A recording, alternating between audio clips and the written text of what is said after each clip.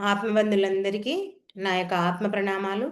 ఇంత గొప్ప జ్ఞాన మార్గాన్ని మనకు అందించిన మహాత్ములైన బ్రహ్మర్షి పితామహ పత్రిజీ దంపతులకు, నాకు జ్ఞానాన్ని అందించిన బ్రహ్మర్షి తటవర్తి వీర రాఘవ గారి దంపతులకు ఆత్మ ప్రణామాలు తెలుపుకుంటూ ఈరోజుటి కార్యక్రమాన్ని మొదలు పెట్టుకుందాం మాస్టర్స్.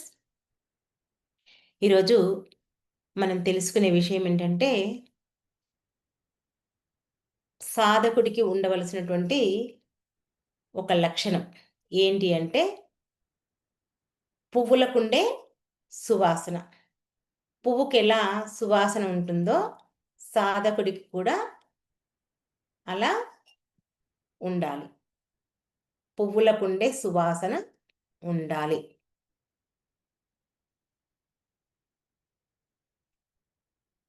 చూడండి, ఈ సృష్టిలో మనకు ఎన్నో రకాల పుష్పాలు లభిస్తాయి. అవునా? మరి ఏ పుష్పానికి తగ్గ వాసన ఆ పుష్పం మనకందిస్తుంది. గులాబీ పువ్వు, చామంతి పువ్వు, సన్నమల్లె పువ్వు, ఇలా రకరకాలుగా మనం పేర్లు చెప్తే ఎన్నో పేర్లొస్తాయి. కానీ ఏ పువ్వుకు ఏ వాసనైతే ఉంటుందో దాని వాసనని మనకందరికీ అందిస్తుంది కదా! అట్లాగే అయితే పువ్వుకి వాసన ఉండడం సహజ గుణం. దాని సహజ గుణం వాసన ఉండడం. అట్లాగే ఇది మానవుడితో పోల్చారు. సాధకుడితో పోల్చారు. మరి మానవునికి సహజ గుణం ఏంటి అంటే మాట్లాడడం. సృష్టిలో 84,00,000 జీవరాశులున్నాయి. ఆ 84,00,000 జీవరాశుల్లో ఏ జీవికి మాట్లాడే గుణం లేదు. ఒక్క మానవుడికే ఉంది. కాబట్టి మానవుడు దాన్ని ఎలా వినియోగించుకోవాలి అనేది ఇక్కడ చూసుకోవాలి. చూడండి, ఆ పువ్వు వాసన సహజమైందని చెప్పుకున్నాం. మరి మానవుడికి మాట్లాడడం సహజ గుణం అని చెప్పుకున్నాం. అయితే ఈ మాట్లాడడం అనేది ఒక సాధకుడు తను ప్రతి ఒక్కరితో ప్రేమ, కరుణ, ఆప్యాయత, వినయము ఇవన్నీ ఉంటేనే, ప్రతి సాధకుడికి ఆ లక్షణాలు ఉంటేనే అందరితో అలా మాట్లాడగలుగుతాడు. ఏమాత్రం కోపం, ఆవేశం, ఉద్రేకం ఉంటే అతడు సాధకుడు కాదు. అసలు సాధకుడు కాదు, మానవుడే కాదు. సాధకుడి విషయం తర్వాత పక్కకు. మానవుడే కాదు. ఇక్కడ పువ్వు తన వాసనను తనొక్కటే పీల్చుకుంటుందా? తను పీల్చేది తర్వాత అందరికి తన యొక్క వాసనను వెదజల్లుతుంది. అలాగే ఒక సాధకుడు ధ్యానం చేసి జ్ఞానాన్ని పొందినప్పుడు దాన్ని అందరికీ అందచేయాలి. ఇది సాధకుడి యొక్క లక్షణం. మరి పువ్వు ఒకటే వైపు తన యొక్క వాసనను వెదజల్లుతుందా? అలా కాదు కదా! దానికి ఏ దిశ, దిక్కు ఏది లేదు. మొత్తము తన యొక్క వాసనను వెదజల్లుతుంది. మరి సాధకుడు కూడా ఏం చేయాలి? తను జ్ఞానాన్ని వీళ్ళకందిస్తా, వాళ్ళకందిస్తా కాదు. ప్రతి ఒక్కరికి తన యొక్క జ్ఞానాన్ని అందించాలి. ఆ పువ్వు వాసన సువాసన భరితంగా ఎలా ఉంటుందో, సాధకుడు తన ప్రతి మాట కూడా అలా సువాసన భరితంగా, అంటే తను మాట్లాడుతుంటే ప్రతి ఒక్కరికి వినసొంపుగా ఉండాలి. ఆకర్షణీయంగా ఉండాలి. మృదుగా ఉండాలి. ప్రియంగా ఉండాలి. కదా! మనం చెప్పుకున్నాం మాట్లాడటంలో రకాలు.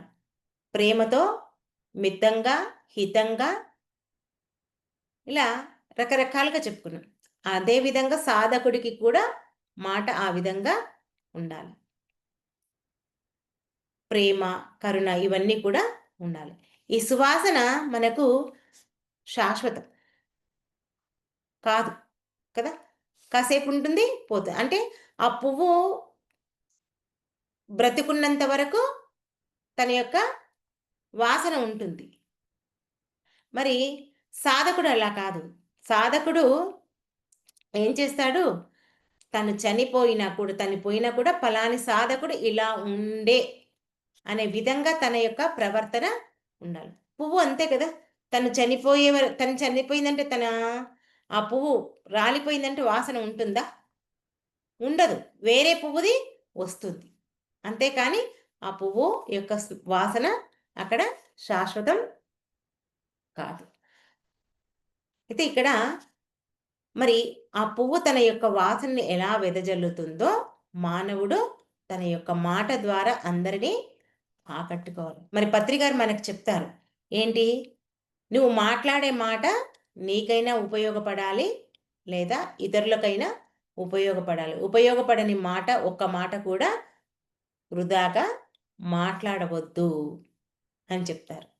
ఎందుకంటే మనకు మాటల వల్లే కర్మాలు వస్తాయని తెలుసు. మళ్ళీ తెలిసి కూడా ఎందుకు పనికిరాని మాటలు మాట్లాడటం అని మనం ఆలోచించుకోగలగాలి. అందుకే అవసరం ఉన్నంత మేరకే మనం మాట్లాడడానికి చూడాలి. చూడండి, మనం మాట్లాడే మాటలు ఇతరులకు ఇబ్బందిని కలిగించకూడదు. ఇతరులు మనసు నొప్పించే విధంగా మనం మాట్లాడకూడదు. ఒకసారి ఒక తల్లి కూతురు ఉన్నారంట ఒక ఊర్లో. ఉంటే తల్లి ఉద్యోగం చేసేదట. మరి రోజులాగానే తను ఉద్యోగం చేసి వచ్చింది. ఆ రోజు ఎందుకో ఆ తల్లికి కాస్త తలనొప్పిగా ఉందంట. ఉంటే పడుకుంది. మరి కూతురు ఇదంతా గమనించలేదు. కూతురు స్కూల్‌కి వెళ్ళింది, వచ్చింది. రోజు తన యొక్క ఆటలతో, పాటతో ఎలా గెంతుతూ, ఆడుతూ ఉందో, అదే విధంగా ఆ రోజు కూడా పాడుతూ ఉందంట. కానీ ఆ తల్లి ఆ రోజు ఎలాంటి శబ్దాన్ని భరించలేకుండా ఉందంట. ఆమె అంత తలనొప్పితో ఉంది. కాబట్టి ఆమెకు ప్రశాంతమైన వాతావరణం కావాలి.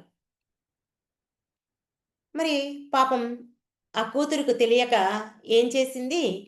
తను రోజులాగానే పాటలు పాడుతూ ఉంటే తల్లి అది భరించలేక గట్టిగా అరిచేసిందంట కూతుర్ని. "నువ్వు నీ పాట అదొక పాట, దానికో రాగం లేదు, ఏమీ లేదు. ఎలా పాడుతున్నావో చూడు." రోజు మెచ్చుకునే తల్లి ఆ తలనొప్పిని భరించలేక బాగా హర్ట్ చేసేసిందంట ఆ కూతుర్ని. అప్పుడు ఇంకా ఆ కూతురు, "అబ్బా! నా పాట వల్ల మా అమ్మకు ఇంత ఇదిగా అయిందా? ఇంక నేనెప్పుడూ జన్మలో పాడను" అని చెప్పేసి నిర్ణయించుకుందంట. మరి స్కూల్లో వెళ్ళినప్పుడు ఆ స్నేహితురాళ్ళంతా అందరూ ఆమెతో పాటలు పాడించుకునేవాళ్ళంట. మరి ఆమె ముందు రోజు నిర్ణయం తీసుకుంది కదా! మరుసటి రోజు స్కూల్‌కి వెళ్ళినంక అందరూ స్నేహితురాలు పాట పాడు పాడు అని ఎంతగా అడిగారంట. ఆమెను ఫోర్స్ చేశారంట. ఆమె మాత్రం ససేమిరా నోరు విప్పలేదంట. ఎందుకంటే తన యొక్క పాటతో తల్లిని బాధించింది కదా! కాబట్టి ఇంకెప్పుడు పాడకూడదని నిర్ణయించుకున్నాను. అంటే అలా మనం మాట్లాడే మాట ఎదుటి వ్యక్తిని అంతగా బాధకు, అంటే ఎంత మాట అనరాని మాట మాట్లాడింది. తన తలనొప్పి ఉన్నది ఆ కూతురికి తెలియదు. ఆమె రోజులాగానే ఆమె ఉంది. అంటే మనం మాట్లాడే మాట చాలా జాగ్రత్తగా మాట్లాడాలి అనేది మనం ఇక్కడ గుర్తుంచుకోవాలి. చూడండి, మనం కూడా అలవాట్లో పొరపాట్లుగా రోజువారీ జీవితంలో కొన్ని మాటలు మాట్లాడేస్తుంటాం. కొన్నిసార్లు మనం క్షమాపణ కోరుతుంటాం. కొన్నిసార్లు బానే అనిపిస్తుంది. మళ్ళీ మళ్ళీ అదే తప్పు చేస్తే మననెవరైనా ఊరుకుంటారా? నీకు ఇది బాగా అలవాటయిపోయింది. అంటున్నావు, సారీ చెప్తున్నావు అని చెప్పేసి మనను ఇంకెవరు లెక్క చెయ్యరు కదా! అంటే ఇది మామూలు జీవితంలో.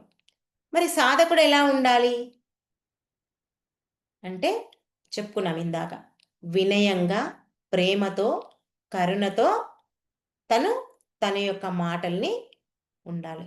ఎందుకంటే సాధకుడు, సాధకుడనేవాడు అందరినీ ఒకే విధంగా చూడాలి.